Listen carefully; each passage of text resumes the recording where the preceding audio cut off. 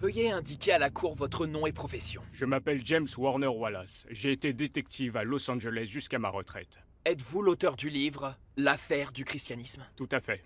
Pouvez-vous nous dire ce que dit l'accroche de votre livre? Un détective de la section criminelle mène l'enquête sur les évangiles. Et au cours de votre longue carrière, vous avez eu à enquêter sur un certain nombre d'affaires non résolues, n'est-ce pas? Oui, j'ai repris de nombreuses affaires. La plupart de ces affaires sont élucidées grâce à l'ADN, non? Votre honneur, je m'insurge. Maître Handler influence le témoin. Je reformule.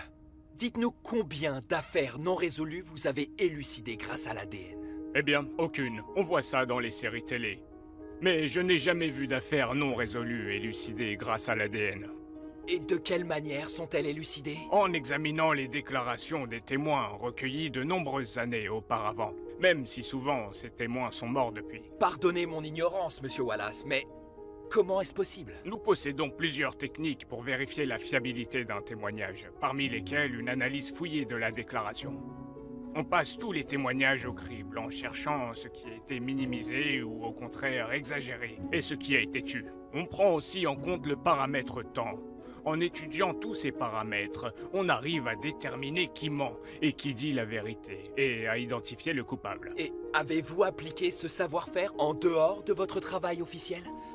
Oui, je m'en suis servi pour étudier la mort de Jésus aux mains des Romains, et d'ailleurs, j'ai procédé avec les évangiles de la même manière qu'avec des témoignages classiques.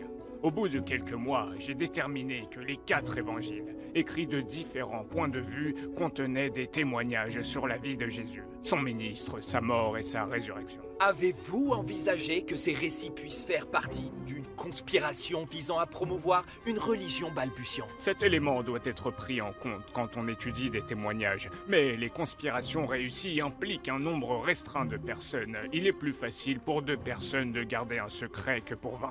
C'est ce qui rend la théorie de la conspiration liée aux apôtres au 1er siècle improbable. Cela impliquait beaucoup trop de gens pour que le mensonge puisse perdurer pendant des siècles. Et de plus, ils subissaient une pression incroyable. Ils ont beaucoup souffert. Toutes ces personnes ont été torturées et assassinées à cause de leurs témoignages.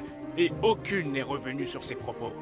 Donc la théorie qu'un complot ait eu lieu au 1er siècle n'est absolument pas raisonnable. Je vois plutôt dans les évangiles ce que je nomme des récits de témoins malgré eux. Qu'est-ce que vous appelez des témoins malgré eux? Pourrais-je emprunter votre Bible? Il y en a un exemple concret dans l'Évangile, selon saint Matthieu. Prenons le passage où Jésus se retrouve devant Caïphe après son arrestation. Je vous lis.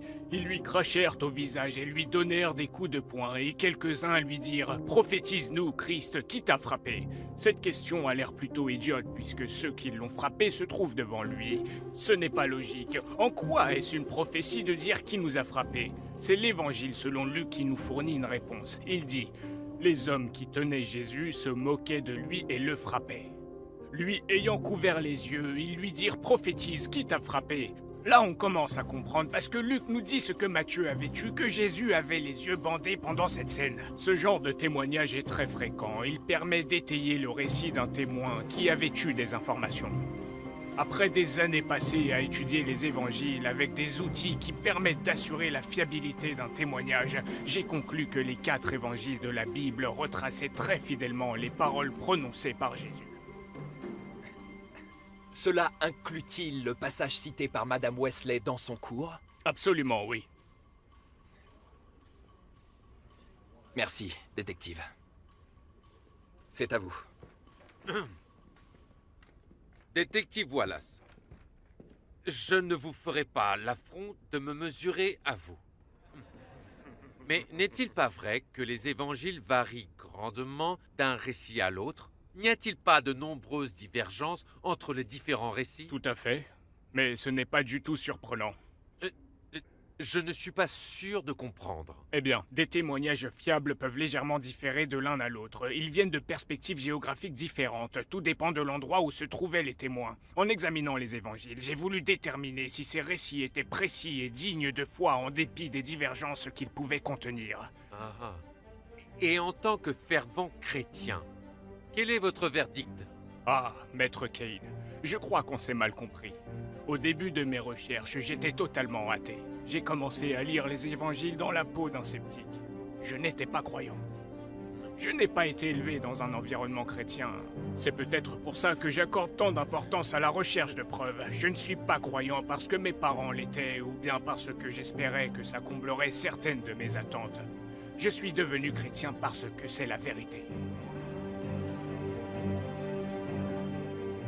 Inadmissible, votre honneur. Retenu, je demande au jury d'ignorer la dernière remarque du détective Wallace. Pas d'autres questions.